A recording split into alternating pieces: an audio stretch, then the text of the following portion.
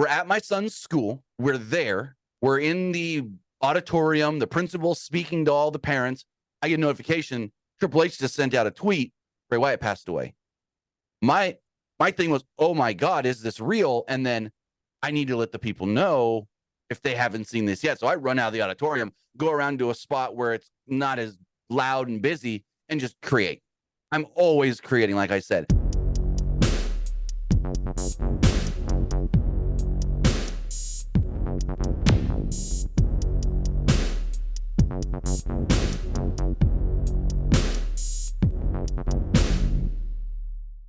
What's going on, guys? It's your boy, Tom Fresh, and stand back for another interview. This time, I'm joined by the one and only Tim Jarrell from Pro Wrestling Unlimited. So welcome to the show. Thanks for having me. It's great to be here. I've seen your work in the past and whatnot. And I was like, ooh, when you messaged me, I was like, ooh, that's somebody that I'd like to have a nice conversation with. So when you said, hey, can you come on and talk with me about wrestling and whatnot? Immediately, yes. When are we going to do this? I was like, when I've discovered your work a while ago, and I love your work. And I was very excited to chat with you, my friend. So before we talk about any of your work, we need to know, Tim, where do you first discover wrestling as an overall fan? So it is and isn't with my mom's side of the family. So my mom's side of the family comes from Italy, and they moved over here to America when she was 3 years old. And they always tell the story. My mom and my grandmother learned to speak English watching soap operas. My grandfather learned to speak English watching wrestling and old Western movies. So like with my grandfather watching wrestling, I'd seen it a couple times growing up in the early to mid 90s. But because we actually lived 4 hours away from them, we didn't visit much. So I didn't see it much. And it wasn't enough for me to like, oh, what is that? Get invested until new kid moves in across the street, 1999, and was like, hey, want to come watch Raw? I had no clue what that was. I'm like, Raw? What is Raw? He's like, just come, we'll watch this. First match I see, it's the Hardys versus the APA or the Acolytes at the time, winning the tag titles. I'm like, oh my God, this is awesome. I'm sold. Never stopped watching. That was the first match I can remember watching on that episode of Raw. And I've never stopped watching wrestling ever since in 1999. That's very, very cool. So you talked about that your grandfather learned watching wrestling through Westerns and wrestling. So my question to you is, which wrestler do you think would make the best Western actor / character? And then to flip it, if you know much about Westerns, which Western character would make the best wrestler? Well, I mean, what wrestler could do Westerns? It's Hangman Page. He's ready the cowboy right now. So it's like that one makes the most sense for sure. He's come in riding on horses and whatnot. But what Western, I mean, it's a cop out. Only Western actor I really know. Well, there's two that I know of. There's Clint Eastwood and Gene Autry. Gene Autry was more of a singer than an actor. I'm going to say Clint Eastwood. I'd quite like to see that. So then you talked about the fact that the other side of the family discovered, learned to speak English through soap operas. So which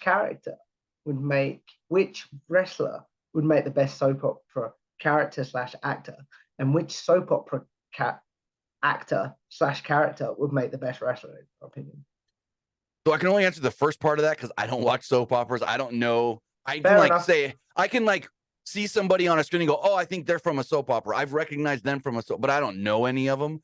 But as far as wrestlers doing soap operas, I would probably say MJF because you can tell he's got a wide range of different things he can do. That's very, very cool. So you talked about there when you discovered wrestling, you have never stopped watching. Why do you think that match was the one that hooked you? And you were like, first match I saw, I love this now. That's a tough question. I don't know if it's more of the match itself or just seeing a pro wrestling match and just being hooked. I never really thought about it that way, if it was that match or if it was just the overall experience of watching that match and that show. Because like I said, as soon as I watched that Raw from 99, I never stopped watching. But I mean, I was a huge Hardys fan going forward. Always loved the Hardy Boys. They were my favorites. Them, Stone Cold Steve Austin and stuff early on. So yeah, I don't know if it's the match itself that hooked me. It's just the first match I remember ever seeing, but it's maybe just the overall experience and the spectacle of the show itself. That's very, very cool. So you talked about that when you discovered wrestling and things like that. So when you do discover wrestling? Are you all in and sort of like, I'm going to consume all the content I can? Oh yeah. Now, so yes, watched as much as I knew about. There were other things I didn't know about. I didn't know about ECW. I didn't know about WCW. I actually didn't even know about ECW till after WWF bought them. I found out Mm, about WCW in like the late 2000s, so less than a year before WWF bought them. I stumbled on an episode of Thunder one week and was like, "Oh, this mm, isn't WWF. What is this?" And watched it a couple times, but not a lot. I was a WWF kid through and through, watching Raw and SmackDown. mm. So you talked about there the fact that you never really watched DCW, never watched WCW. So when, as you've gone back, maybe on the network, what is something that you're like, oh, I wish I was a fan and watching these products during that time? And then what is something that you're like, this is horrible. Like I understand why I wasn't a fan during this point. Well, I mean, we can all agree the end of WCW when Vince Russo was running the company, or at least running creative, that wasn't good at all. So it's like now in hindsight, everyone's always like, Vince Russo had great ideas in WWF and he put on, booked good stuff. No, Vince Russo may have had good ideas, but he was filtered through Vince McMahon. He had Vince Mm, there to say yes or no, or say, I like that, but let's do it this way. In WCW, he really didn't have a filter. And that's when we really saw a lot of the quote unquote Vince Russo BS. So, I mean, if there's something I didn't care for, it's the Vince Russo stuff in WCW for sure. Stuff I did like was the NWO. I love the cruiserweight. The cruiserweights I really loved in WCW. mm, Psychosis, Juventud Guerrero, Rey Mysterio, Eddie Guerrero, Dean Malenko. That's what I wish I would have saw earlier and could have got invested in when it was still going on live back in the day. mm. So when you do, so when you're watching wrestling like in '99 and stuff, how are you consuming it? Are you someone that watches it with friends? Are you someone that watches it alone? Like, how do you consume your wrestling Oh, both. during your early fan? Yeah, both. Whether I'm watching it at the neighbor's house with him on a Monday night, or whether I'm at home, it's like 8 o'clock at night. I'm in my bedroom watching SmackDown. It was cool because, here in America, Raw runs on the USA Network. So you have to have a cable box, at least back in the day. You have to have a cable box. SmackDown was on UPN at the time. And so all you needed was little rabbit ears and antenna.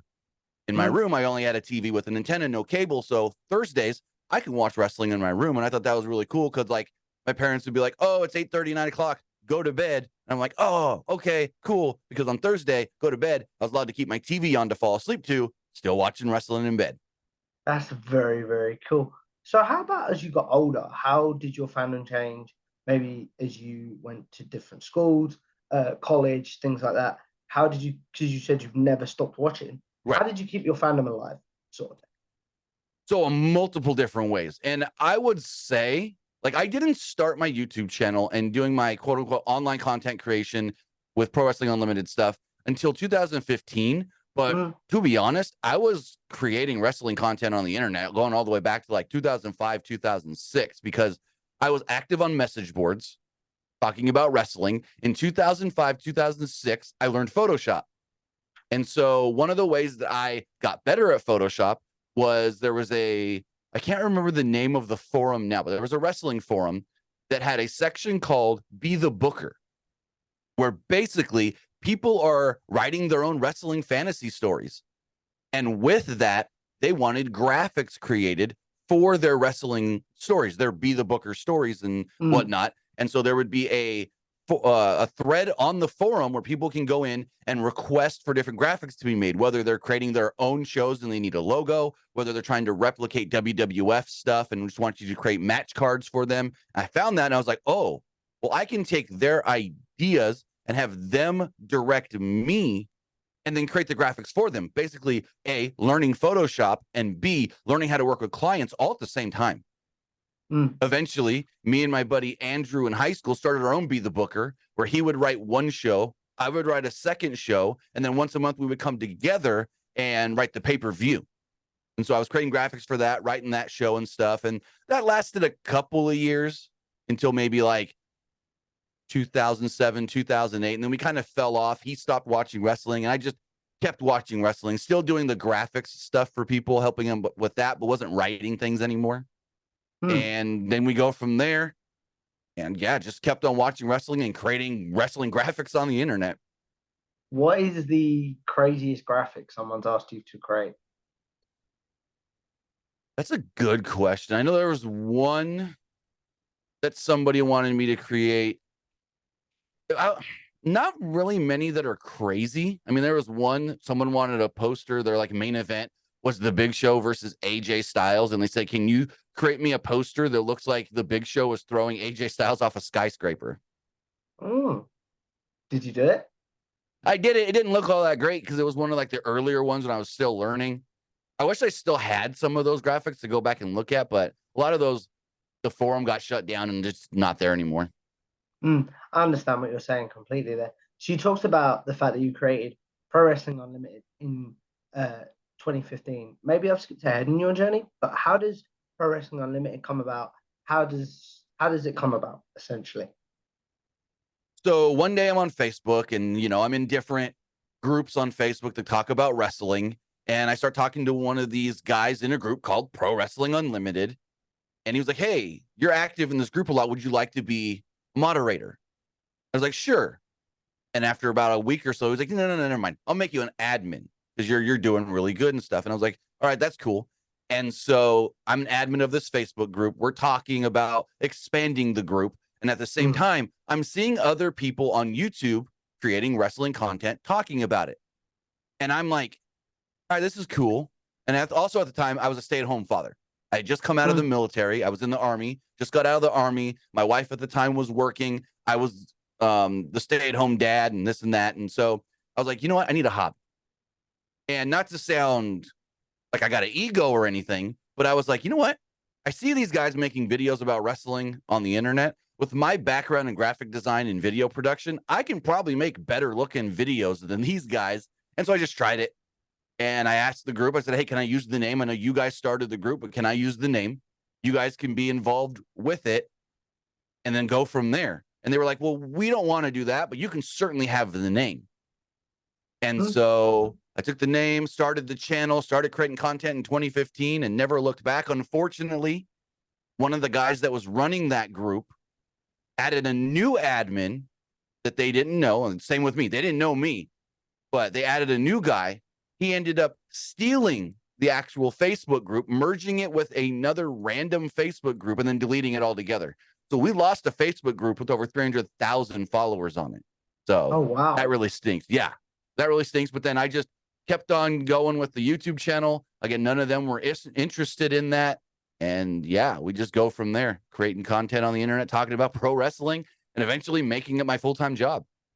Take me back. You talked about you just got out of the military and stuff like that.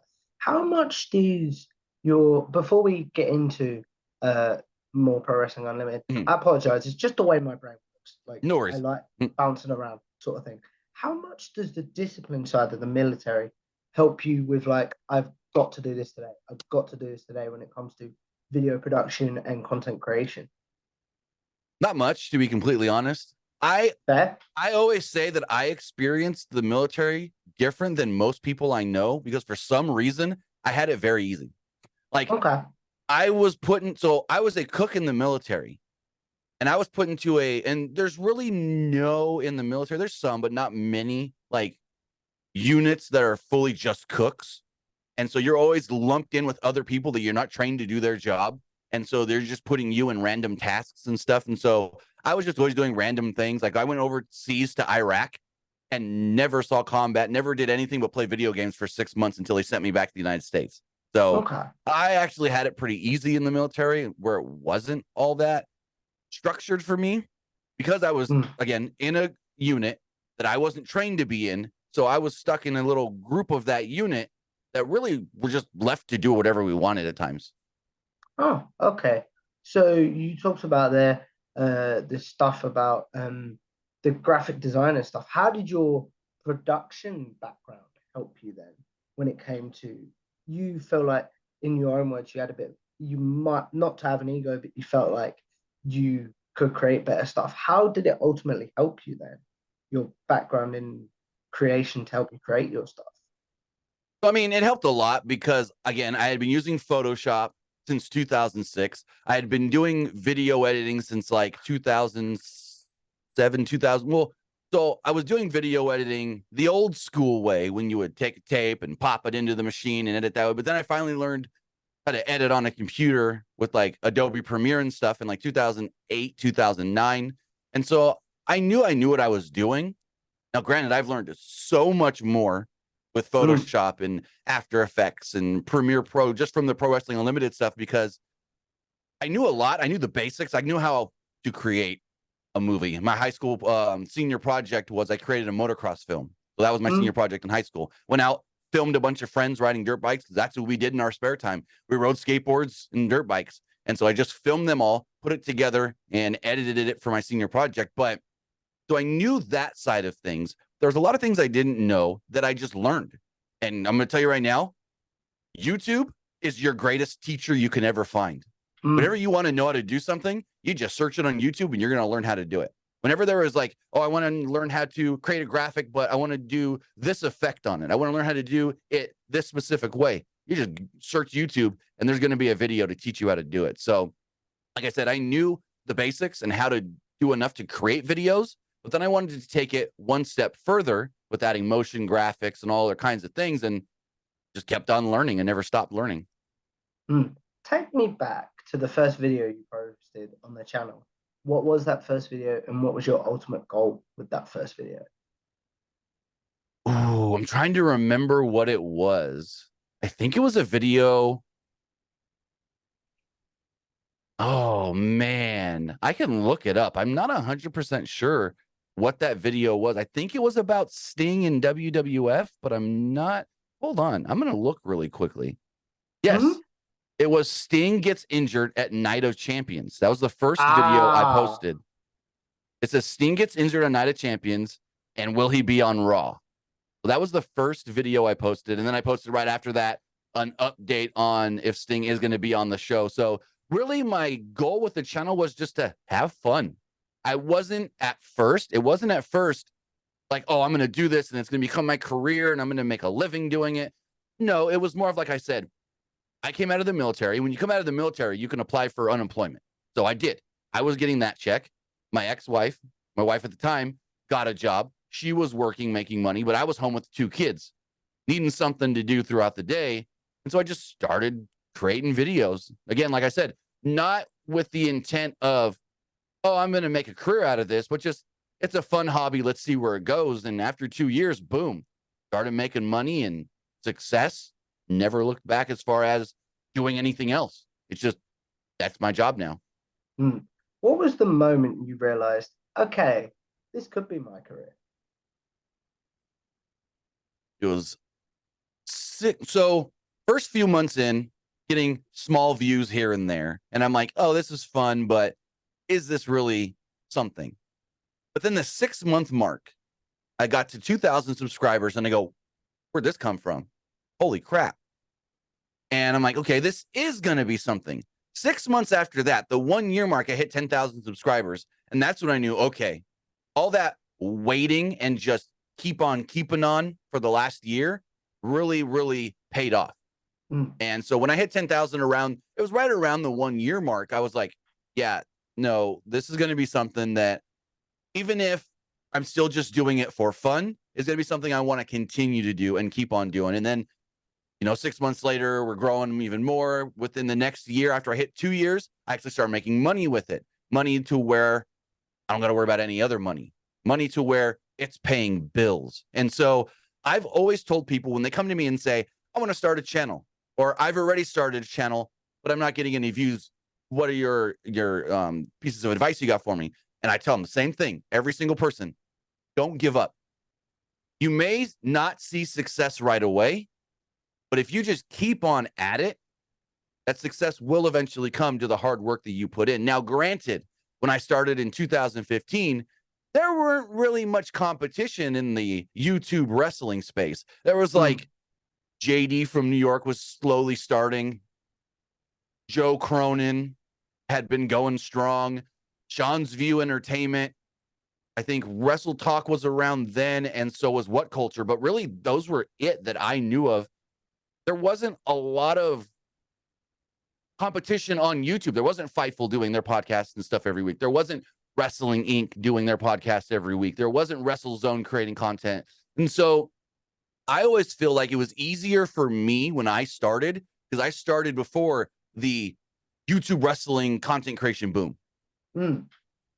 So what about when the boom does happen? How does that change your output, how you go about making content, like the competition aspect maybe? How does it change you as a creator when the boom does happen? I would say that didn't change me, but what happened was really when COVID hit, that's when stuff started to go down for me. Like, it was weird because I have friends that have like video game channels and channels that talk about entertainment. And when COVID hit, it went up for them. Like, their views and stuff went up. Mine went down for some reason. And I don't know why still. I've leveled off and gone back up and stuff ever since.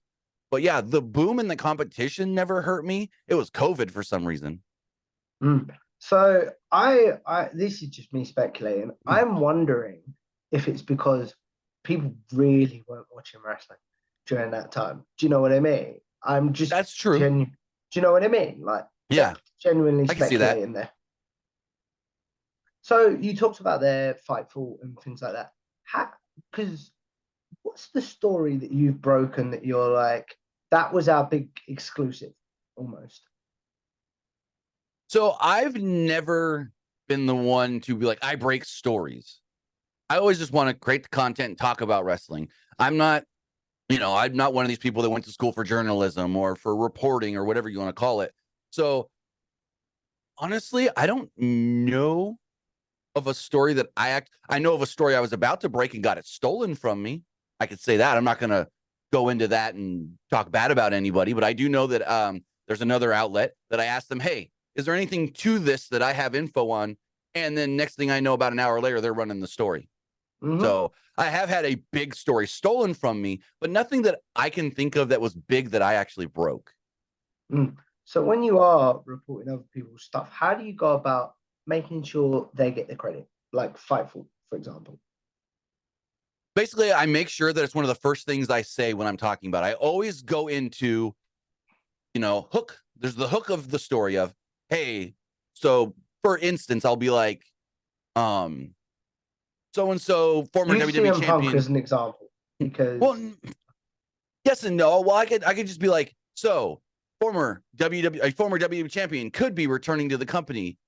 Fightful writes a report stating, quote. So I always try to say that in the hook. The first sentence or two that I say, I try to give the credit. I always say Fightful writes, quote, or PW Insider writes, quote. So I always try to give them the credit right off the bat so people know this isn't my story.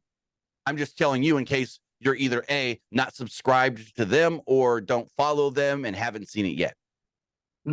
So have you ever had any outlets, Fightful, WrestleZone, people like that be like, first of all, maybe be like, this wasn't how we reported it.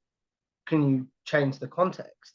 And then second of all, have you had any outlets maybe be like, we love what you do. We want to bring you on board?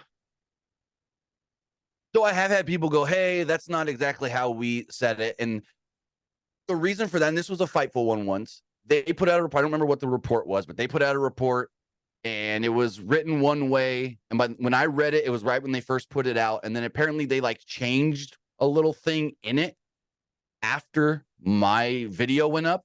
And so they were like, hey, just so you know, this was changed, da, da, da, da, da. And after I put up a video, it's not like I'm writing on a website and just go edit the post. The video's up. I got to either just say, screw it, or take the whole video down and redo it. That's the hard part about doing this video-wise and not doing it written out on a website. I can't just go in and change the text.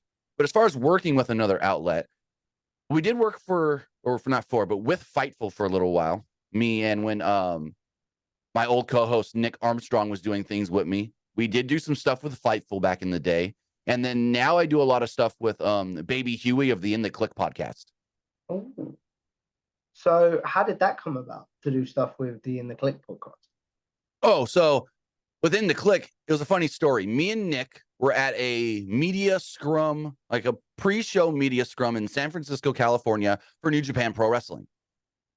I'm from Central California. Nick is from San Francisco area. So we're sitting there and we're listening to I think it was Kenny Omega and Cody Rhodes were going at it at a desk, talking and this and that, hyping things up for the show they're about to do. And Nick, under his breath at me, goes, hey, I think that's Baby Huey from the 1077 The Bone in front of me. And the other guy sitting with him, James Kincaid, turns around and goes, hey, yeah, this is Baby Huey from 1077 The Bone. And so Baby Huey turns around. He's like, hey, what's going on? Nice to meet you, and this and that. And we start talking with Baby Huey and James, and we just strike up a conversation. I strike up a friendship with Baby Huey, and ever since then, we've been doing each other's podcast and creating content together. But yeah, been a good little friendship that we've grown, but it was just a funny way we found each other because Nick recognized him from working on the radio.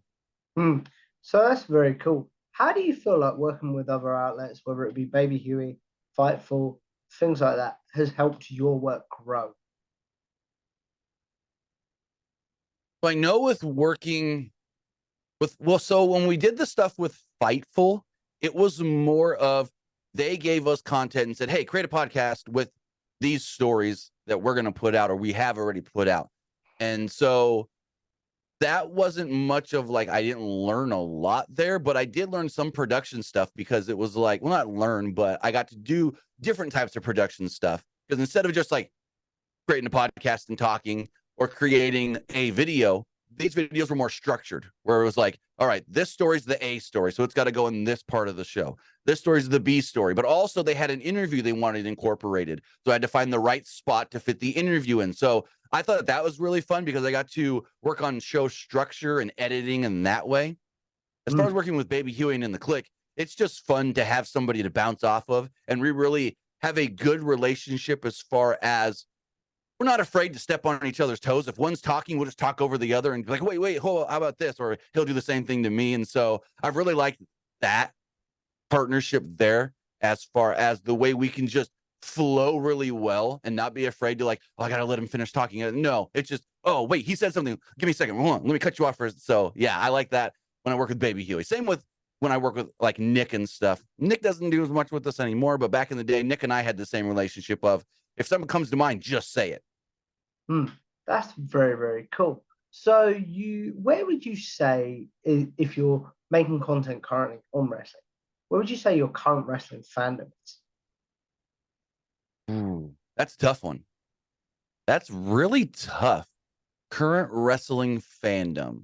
I mean, I like just about all wrestling. I don't watch everything. I'll say right now, I don't watch Ring of Honor every week. I don't watch Impact Wrestling every week. I do watch all WWE, and I watch all AEW. I try to catch up on as much New Japan as I can, and then I'll watch other things here and there. But right now, I think if I said where's my fandom, it's with WWE, AEW, and New Japan. So if obviously as content creators, we all have days where it's like, I'm burned out, I've done a lot of videos and stuff. So as a fan, how does Tim make sure he stays a wrestling fan? And as a content creator, what do you do on those days that you're like, I need to make this video, but I'm burned out. I don't know what to do. So I've never not wanted to watch wrestling, if that makes sense. Like I said, 99, I started watching, never stopped. I mean, there would be times I found TNA because I was channel surfing at midnight on a Saturday, and they had a TNA recap show on a local channel at like 11:30, 12 o'clock at night. So like I found TNA back then, and I found other wrestling. Like they would run TNA recap shows. This is when TNA was only running on pay-per-view at the time. You had to pay for $9.99 on a Wednesday. But then local markets would get these recap shows. So I would watch that. And then that got me into, once TNA was actually on TV, they were on Fox Sports Net. I started watching them there, and then they grew and this and that. And it's like, no, I just kept finding more wrestling and watching more wrestling. I mean, I remember first time I saw CM Punk, he was cutting a promo on Raven before a big show that they were going to do in Europe. I think it was, I can't remember the match, but I remember Punk was in the lobby of the building, the arena, yelling at all the fans that were in the beer line, saying that, oh yeah, you guys aren't better than me because you're alcoholics like my father and Raven and this and that. Yeah. So that's where I first found CM Punk, just random videos on the internet there as well. But yeah, no, like I said, I've never not been a fan, never not wanted to watch wrestling. So I don't think I've ever burnt out on wrestling. As far as content creation goes, I wouldn't say I've burnt out on that, but what I do is whenever I'm like not in the mood and I'm like, I just don't really want to create a video right now, I'll go work on another project. I've got other projects that's not Pro Wrestling Unlimited that I can work on, whether that's a photography job, got to edit photos from a photo shoot I just did, whether that's creating posters and flyers for a client and so forth. So I just, if I'm burnt out on creating wrestling content, which doesn't happen often, but has at times, I'll just go work on another project. That's very, very cool. What about when you are getting set to record? How do you get in that frame of mind to be like, okay, let's turn the camera on, let's be entertaining and things like that? I don't, this is going to be a dumb answer, but I don't know. I just do. Fair. I just do. I'm like, all right, Raw ended. I always give myself about 15, 20 minutes after a show to make sure all my notes are good and any graphics I need on the screen are ready and whatnot. And so I'm like, all right, it's been about 15, 20 minutes. Everything looks good. Boop, go live. And then I just go live. Like, I don't know if I put myself in a mindset. I make sure I don't got to use the restroom so I don't have to be like, oh, I got to pee, but I'm not done. But other than that, I don't really put myself in a mindset, I would say. I understand. What about afterwards? Do you have to do anything to be like, okay, let's get back into not civilian life, but I know what I mean. Like, let's go back into regular life and not the content creator voice sort of thing. No, because I live in content creation. I'll go anywhere and be like, I can turn that into a photography job. I can turn that into a TikTok.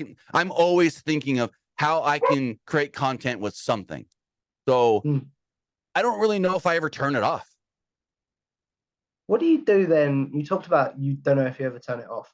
How do you balance as a father? How do you balance like, okay, I'm gonna spend time with my kids, even if a story breaks and you're like, I've got to make a video on this. How do you balance father time sort of thing and content creation time and all your other projects?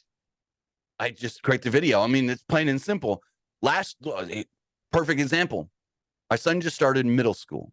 Last week on Thursday, we had to, no, it was 2 Thursdays ago now. We had to go to the Meet the This Teacher one there night. for a while, so.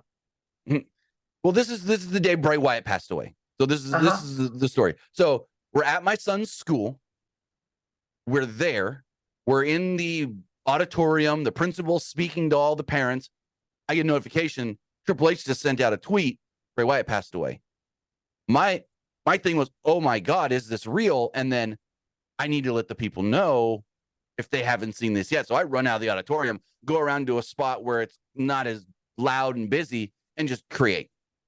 I'm always creating, like I said. As far as when I'm with my kids, they understand it. I've been doing this basically their entire lives. And it's not like I take time away from them. I'm not trying to make it sound like that.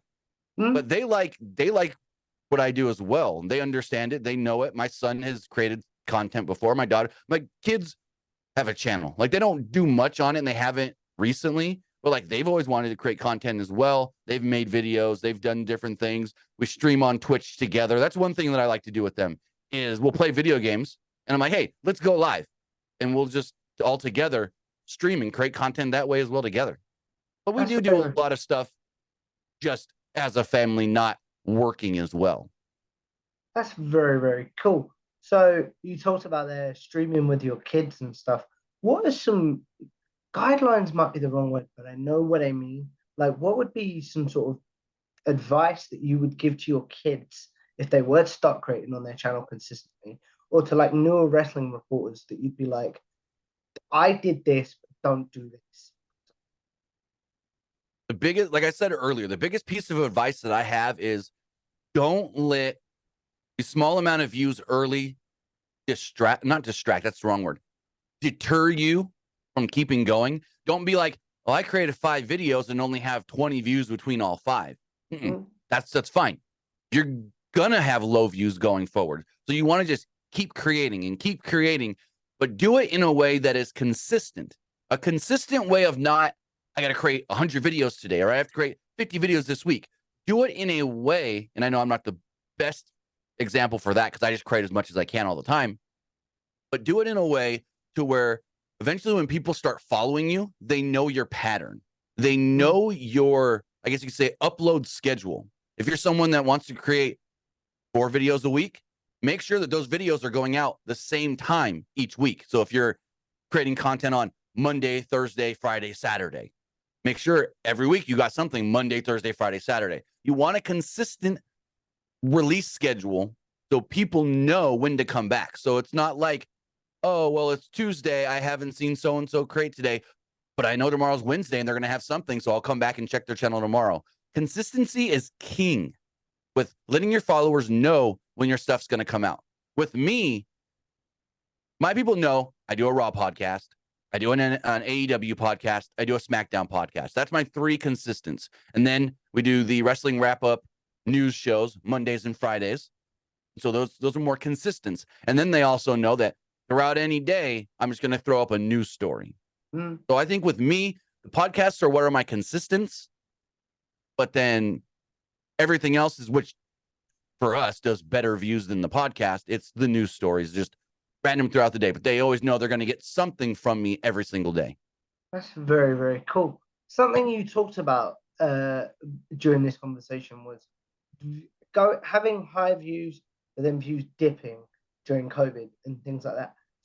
You talked about advice for creators if they get lower views to never give up during the early days. How about when you do start off with higher views, but then they dip? How do you keep yourself motivated during things like that? And what would your advice be for people like that? Well, that's a tough one. What motivates me when the views dip is seeing the same people commenting over and over, knowing that you have consistent followers and viewers and subscribers and commenters that are going to still always be there for you. Seeing the same names in your live chat, seeing the same names in the comments of your videos, knowing that, yeah, views have gone down, but I do have a following of consistent people that are always going to watch, that are always going to be there and support. So that is one thing. Plus, having other people reach out. Like, I don't know if you saw, we were featured in the WrestleQuest video game. That was something that gave me a big confidence boost. Hey, we like your work. We want to feature you in our video game. What? Really? Oh, that's awesome. Having other people reach out. Hey, so-and-so wrote this new book on Ric Flair. Would you like us to send you a copy? You read it and then review it on your channel. Sure. It's also basically, it's still knowing that people are seeing the content and liking the content I'm doing that reassures me that what I'm doing is still good and right. That's very, very cool. So you also talked about you talked about the fact that you don't report any stories, you don't break your own news and things like that. What would your goals be for like Pro Wrestling Unlimited in the future? Say 5 years down the line and things like that. So a goal of mine was to, if I had a goal in the next 5 years, it would be to have a team of creators creating multiple different styles of content, all still based around pro wrestling. What about, you talked about that? Have you got any other goals, sort of thing? I mean, and there's other goals as well with like not wrestling related. I want to create more on non-wrestling content. Like eventually I do want to, because I've learned so much from different creators on YouTube with like Photoshop and Adobe After Effects and Adobe Premiere that I want to give back with that and start creating my own channel with tutorials and teach others how to use the software as well. And basically be like, here's how I learned. Here's things that I know. Maybe it's a little different than what other people teach, but maybe this works for you. Because I've had stuff where like someone's like, this is the way you do it, and this is the way it has to be done. And this is the only way to do it. But that didn't work for me. That's not how like I learned. So I take part of their teaching and then adapt it for myself. So maybe if I can take the way that I adapted it into a different style of video, maybe, I don't know exactly if that makes sense, but basically No, I want to also help other people learn to do different things with what I know how to do. That's very, very cool. We're going to have a quick baseball cap discussion as we move on. I see you have a row of baseball caps behind you. So which one would you say is your favorite in your collection? Ooh, so they're not baseball. I will tell you that. They are NASCAR hats. They're Sorry, not. baseball caps is like a word that we use Yeah, in no. I get the that. I get UK. that. But I just say they're all NASCAR themed. But what one's my favorite? Good question. Um, Probably maybe my two Kyle Busch M&M's 18 camo hats. Ooh, that's very, very cool, my friend. So you brought up NASCAR then. I assume you're a massive NASCAR fan. So Oh, I like which, NASCAR. I'll just say right now, I like NASCAR more than wrestling. oh, fair enough. So if you could, would you create NASCAR? Would you create content on NASCAR? Might be in the works. Just gonna say that. I had a conversation the other day. Might be in the works. I've always wanted to, but it might be in the works. Very, very cool. So when it comes to NASCAR, which obviously we know Hardcore Holly created was a NASCAR driver and things like that. I think that was Hardcore Holly. I may have just butchered Yes, that. I do apologize. Hardcore Holly. Hardcore Holly. But which actual wrestler currently do you think would make a great NASCAR driver? So we've seen integration and collaboration between NASCAR and pro wrestling in the past. I mean, when Jeff Jarrett was running TNA and then started his Global Force Wrestling, Hermie Sadler, who was a former driver and a former broadcaster and correspondent for Fox, was actually on Jeff Jarrett's like executive team. So we've seen a lot of wrestlers do NASCAR stuff. NASCAR people do wrestling. I mean, WWE back in the day brought in Carl Edwards. He was at WrestleMania. He did stuff with John Cena because they're close friends. We've seen Kyle Busch and Joey Logano guest host Monday Night Raw when they had a bunch of guest host stuff. I mean, do you remember when they had a Randy Orton themed NASCAR backstage and Kofi dropped all the paint on it? Yeah. So we've seen, I mean, heck, my favorite driver, Kyle Busch, is a former WWE 24/7 champion. So, but you asked what wrestler I think could do good in NASCAR? Driver, I mean, I know Cena's been in a car before because he did a thing with ABC where they brought in celebrities and had them drive a race car. Last year, we did see, or maybe it was earlier this year. It was earlier this year. We saw Rey Mysterio and Dominic Mysterio actually race each other in NASCARs. Oh, yeah. But who do I think would make a good driver? That's a tough one. I may have to, and I don't know if he's a good driver or not, but I may have to go back to Hangman Page, good old country boy, and say maybe him. Very, very cool. Why is Hangman Page your choice? I don't know why, but it's just like he's a country boy from Virginia. He rides horses and this and that. And so it's like country boy NASCAR kind of just fits. Very, very cool. As we look at wrapping this up, Tim, we are going to do a segment that I call generic questions. Those of you that have seen my interviews before know this where else my guests their favorite match, favorite overall pay-per-view card, such as Double or Nothing 2019, favorite theme song, favorite wrestlers interesting, favorite tag team, and favorite wrestler. Basically, questions Tim might be asked on social media. So now he'll have a place to be like, guys, I have answered this. Please go watch this. So, what's your favorite match? Favorite match? Yeah. Ooh, that's one of the toughest questions you can ask anybody, to be honest. Favorite match, and I may be biased on this because I was there live, when Seth Rollins cashed in Money in the Bank at WrestleMania 32 against Brock Lesnar and Roman Reigns. 31 against Brock Lesnar and Roman Reigns. And probably because I was there live and experienced that crowd and that reaction when Seth cashed in. Is that, how do I say this? Without being rude, would that match rank so highly, do you reckon?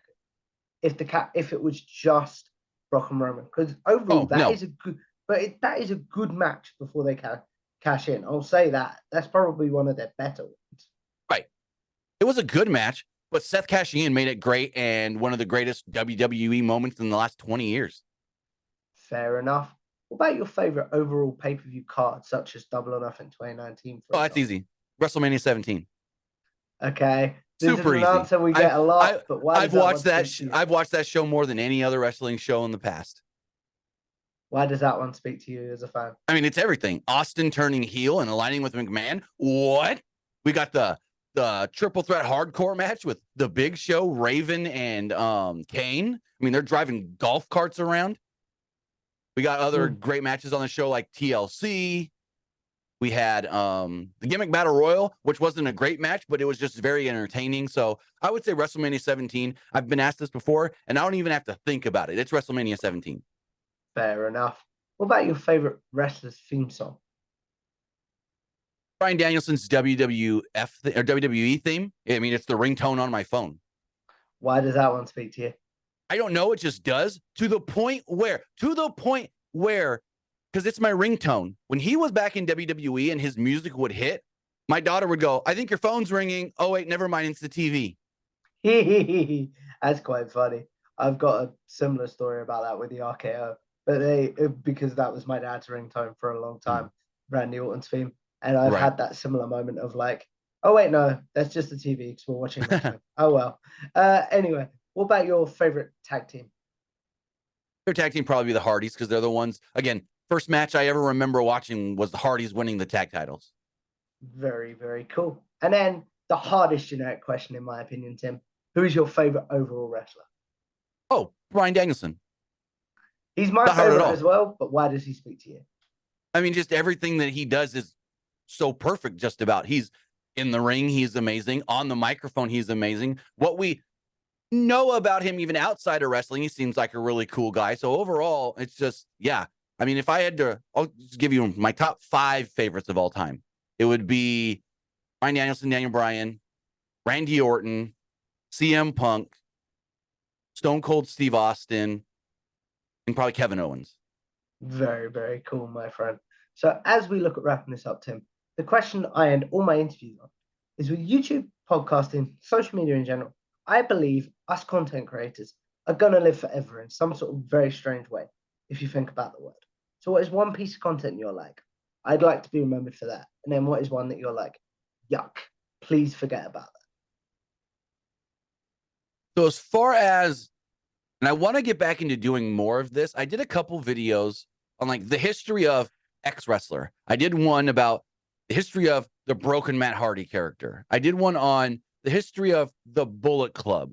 And those videos did really well for me. And I really liked the work I put into those, as far as like having to do the research, having to know what I'm exactly talking about, having to have dates and stuff right. And so I thought that one was very rewarding because of the work I put into it. Both of those. I do want to get back into doing more videos like that, but they are very time consuming with the research you have to do and then the editing of it, especially if you go back to like older stuff where it's harder to find photos that correlate with what you're talking about, or photos that are good quality and quality enough to where they're not just like super blurry. So those would be the ones that I'm the most proud of because of all the work I did put into them. The stuff I'm not as proud of is some of the stuff I reported on, like the Page leaked video scandal. Maybe I shouldn't have reported on that and stuff. So stuff like that, where it's like I talked about people's personal stuff when I really probably shouldn't have. Fair enough. I can see what you're saying completely with both of those there. So as we wrap this up, Tim, obviously I want to say thank you for a great conversation. Thank you for coming on, but promote yourself. Where can the good people find you, your content, etc.? With that, you can find all my Pro Wrestling Unlimited work on YouTube, Twitter, Facebook, Instagram, TikTok. Just search either Pro Wrestling Unlimited or PW Unlimited, because for some reason, PW Unlimited was already taken on YouTube and Instagram. Channels and stuff that have no content up there, so I don't know what's up with that. But then you can also follow my other stuff at Timmy Buddy, whether that's on Twitter or Twitch. So yeah, you can find my wrestling stuff, Pro Wrestling Unlimited. You can find my non-wrestling stuff at Timmy Buddy. It's well worth doing, guys. One of the hardest working creators out there, but one of the nicest as well. So if you guys like this video, make sure you like, share, and subscribe to Tom Talk Trash on YouTube. Follow me on Twitter at Tom Talk Trash, and I will see you in the next video. Goodbye now.